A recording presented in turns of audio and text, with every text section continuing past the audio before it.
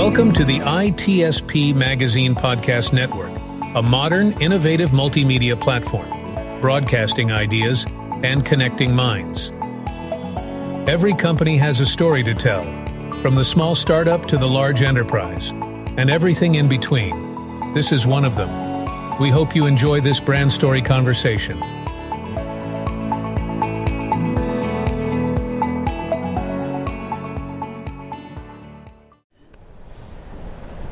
Here we are. You're very welcome to a new episode coming to you from Hacker Summer Camp. We're here in Las Vegas for Black Hat USA 2024, and I'm thrilled to be joined by Theresa Lanowitz. Theresa, how are you? I am great, Sean. How are you? I'm fantastic. It's good to see you. It's always great to see you. I love how you described it, Hacker Summer Camp. Hacker Summer Camp, exactly.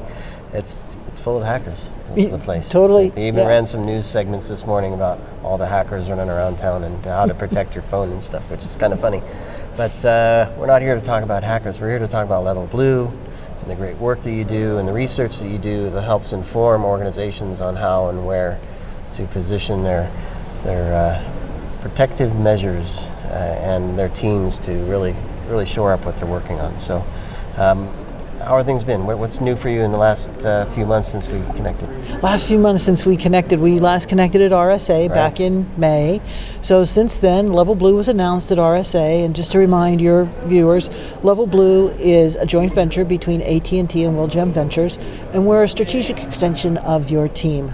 And what we aim to do is really simplify cybersecurity by helping you protect your business intelligence through our cybersecurity consulting services, help you predict your security investments through our managed security services, and help you mitigate risk and foster innovation with our Level Blue Labs threat intelligence team, and that's cybersecurity simplified. So just a little commercial on who we are. No, that's important. It's important, and all that stuff without you is a huge, complex challenge for many organizations. It is. Yeah, we know everything is just unwieldy, and the IT estate is just so complex. Yep. And the other thing that's new is when we last spoke in May, we had just launched our Level Blue Futures Report, our core, our big flagship thought leadership piece for the entire year.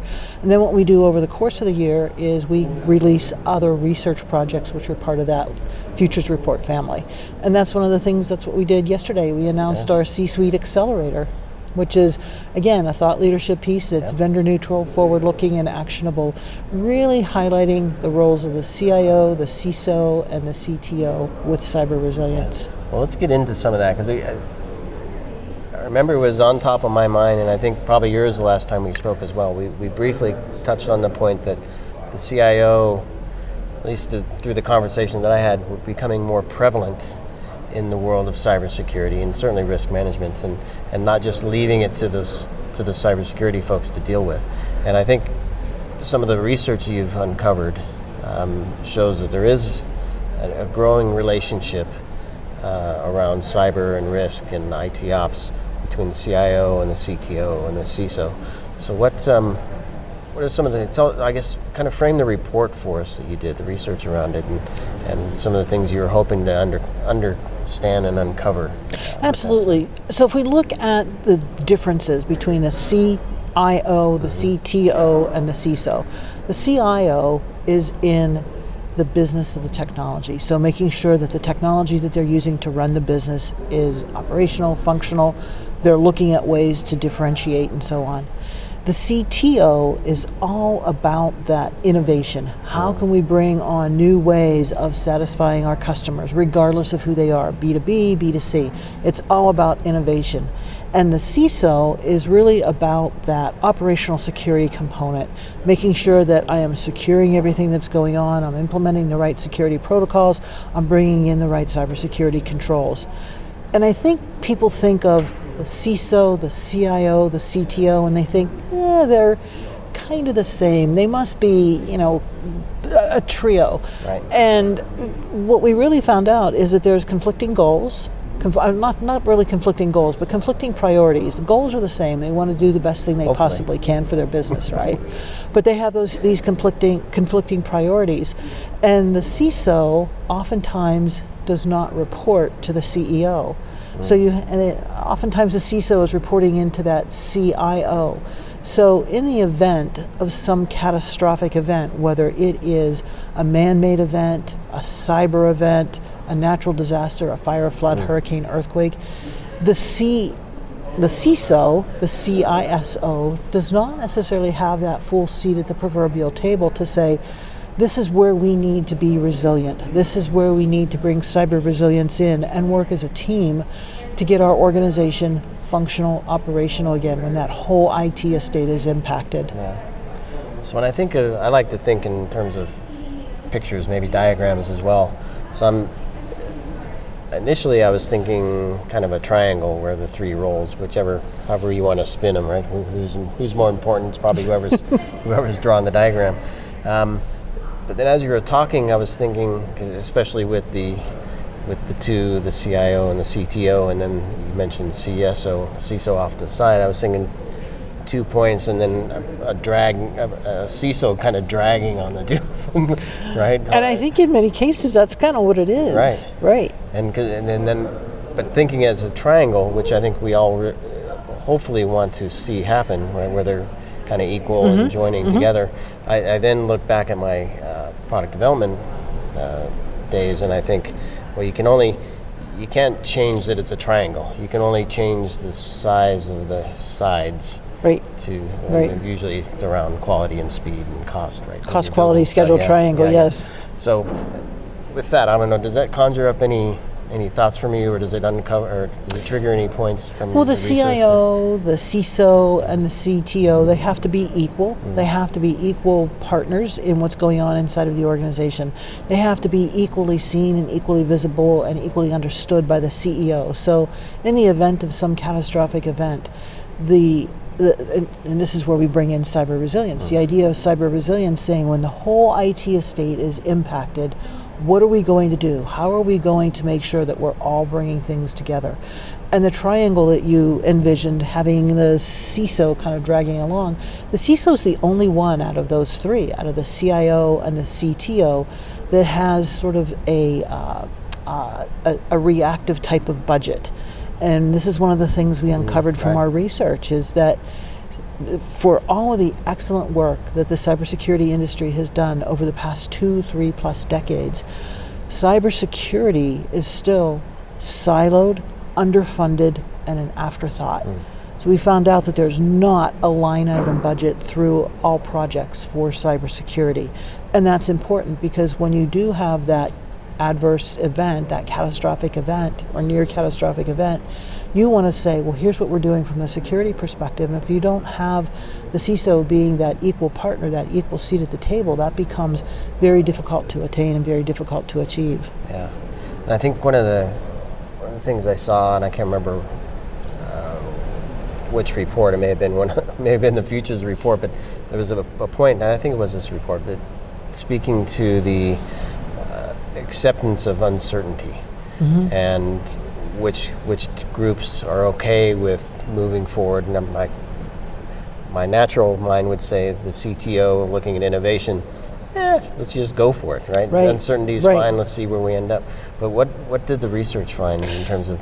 Exactly, the CTO saying uncertainty is there, but also the CIO can accept a little bit more uncertainty as well. The CISO doesn't want to accept a whole lot of uncertainty, because the CISO knows that if there's some uncertainty, that means that if there's uncertainty in the project, if there's uncertainty in what you're deploying, the adversary is going to be able to find that uncertainty as well.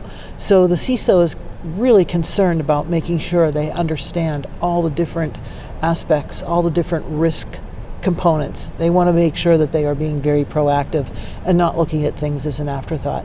And what the CTO sees is the CTO takes a look at things such as compliance and regulation and says, that creates friction for me because I just want to innovate. But at the end of the day, we look at some of these new types of use cases that are coming out there, this dynamic computing. Think in healthcare, wearables for remote patient monitoring, robots on a manufacturing floor, autonomous drones, autonomous vehicles, smart buildings. In a compliant driven type of industry, the CTO knows they have to deal with compliance. But while they're innovating, they just want to have sort of a blank slate, so to speak, to be able to innovate and think differently. Yeah. So, what can you share in terms of? I want to hear a conversation, because you get to talk to these folks, right? As they're building and creating and transforming their organizations into something for the next generation. What did the conversation sound like?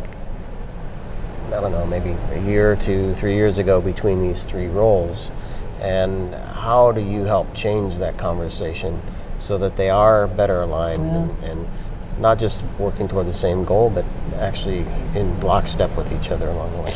Yeah, I think 3 years ago, we had the perfect storm. We had the pandemic, and what the pandemic did was it accelerated digital transformation. And as an industry, even without the pandemic, we were at this pivotal point where tooling is really good.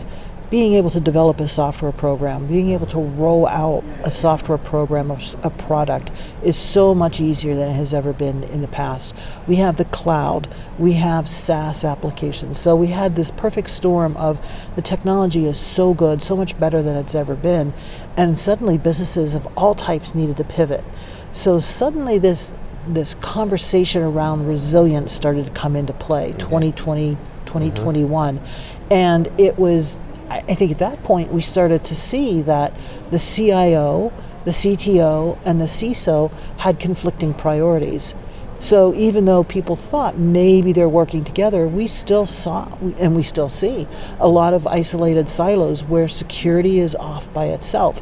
It's not integrated into the business. And that becomes a big problem for the business, because the business looks at security and says, I'm spending all this money on security, but I'm not 100% certain what I'm getting.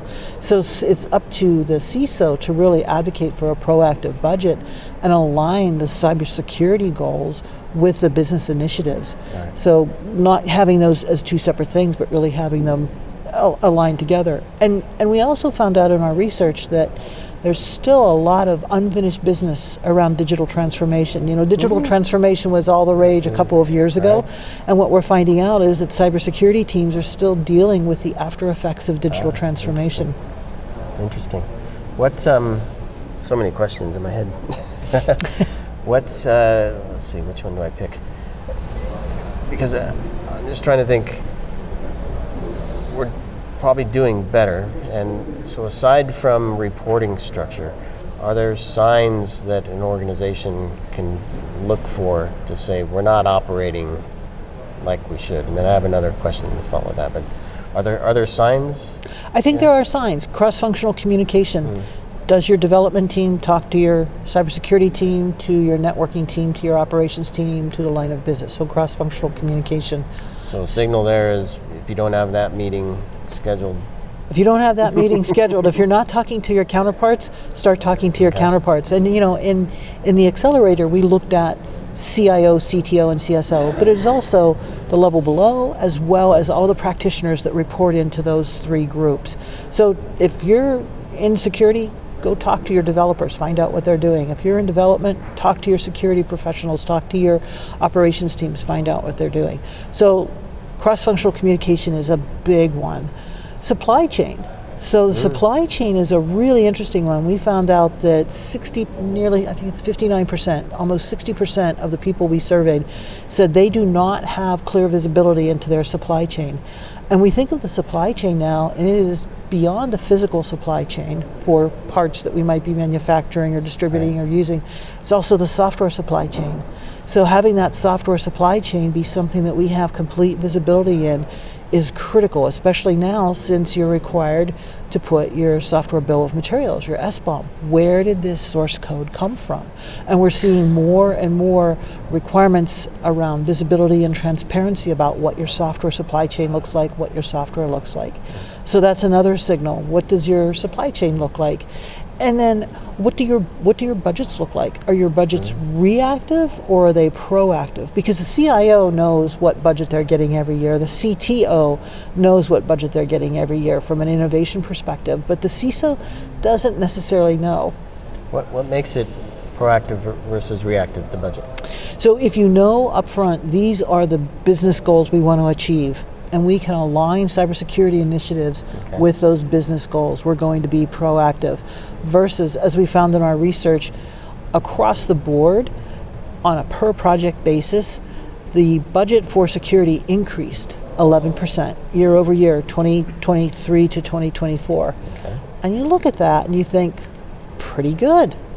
But in reality, the reason the security budgets are increasing is because there are these external events, a breach, a competitor's breach. Suddenly you as a security team, you start to get more money. There might be something from a cybersecurity insurance perspective. They may say you have to stand up this control that you don't have. Okay. You get more money for that. So it's reactive in terms of some of those things. A breach, competitor's breach, cybersecurity insurance, new regulation or compliance, visibility into supply chain. So you want to be proactive in how that budget is being allocated to you. So how does what you do with your program help organize? I mean, I can see smart people. We can figure this out, right? Let's build a program. Let's staff it with people. Let's buy some technology. Let's deploy it, manage it, report on it, hopefully measure it. Let's leverage some standards and frameworks and things like that. But still, at the end of the day, it's however that person thought about that program functioning in connection to the business. And in there may be flaws. We're human. Mm-hmm. And so I'm just thinking program to program to program, if you look across all of them, they're probably going to be very different in how they function and how they're staffed and budgeted and all this stuff. And then I look to what you do, and I can only imagine that there's learned experiences across all of these to know if you're in this sector and you have this kind of maturity and you have this risk appetite and you have this budget, here's how you want to do things and not waste money, not waste time, not miss something and leave things exposed, or not really aligned to the business think you are, not really be proactive, and in fact you're still reactive because you don't know what that really means. Mm-hmm. So tell me how you kind of bring some of this to the surface so teams don't, I think, waste money and waste time on stuff, right? I think you make such excellent points, and there's so much new innovation, so much new technology that's coming out, so many ways to apply that technology. And that's where you make the case for that trusted third-party advisor.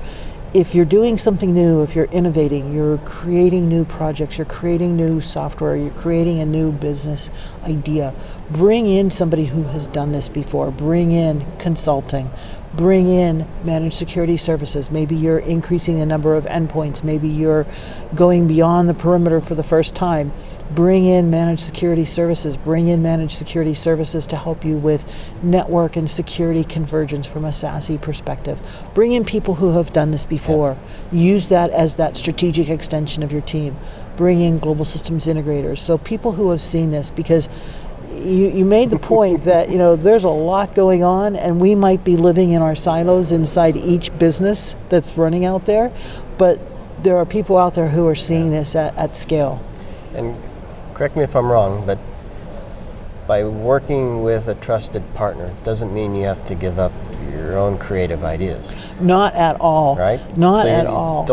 Don't give up the cool ideas you have. Just put them in in play in a way that actually works. And if you're using a trusted third-party advisor correctly, they do become that strategic extension of your team. You don't think of them as, oh, they wear a badge from a different company than I do. Right. They're part of that team. They're giving you that good input, that good advice, and they're working hand in hand. And that's why I went back to the idea of cross-functional communication, something that a CIO can really help with.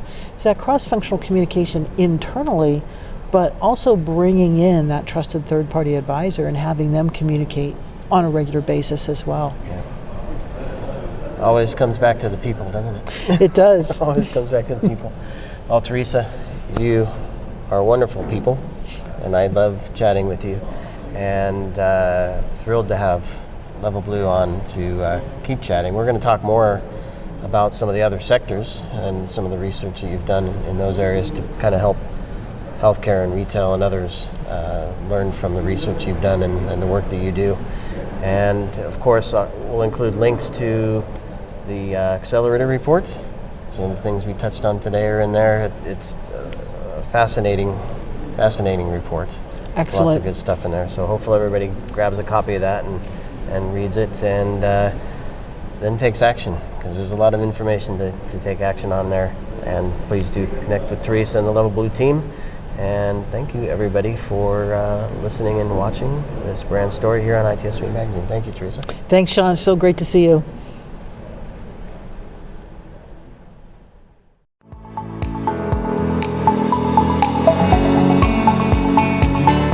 We hope you enjoyed this episode and that you will come back for more brand stories on ITSP Magazine. If you want to share your company's brand story, go to itspmagazine.com and explore our advertising options to learn more.